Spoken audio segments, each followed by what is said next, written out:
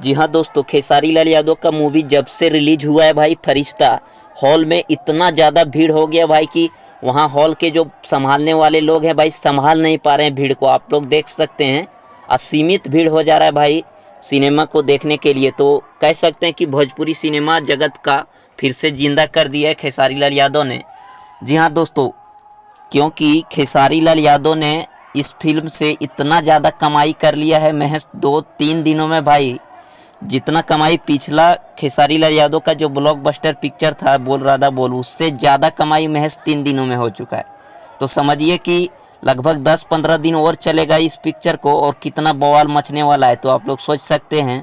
खैर ये वीडियो देख रहे थे आप लोग भाई, सीधे लाइव देख रहे हैं भाई, हॉल से देख सकते हैं कितना ज़्यादा भीड़ है। अब इससे ज़्यादा कहीं भीड़ आप लोग देखे होंगे कभी हॉल में, तो आप लोग अंदाज़ा लगा सकते हैं इस बार पिक्चर कहाँ जाने वाला है। दोस्तों अगर इसी तरह का माहौल 2-3 दिन और रहा भाई तो साउथ फिल्मों को टक्कर दे देंगे खेसारी लाल यादव के इस फिल्म।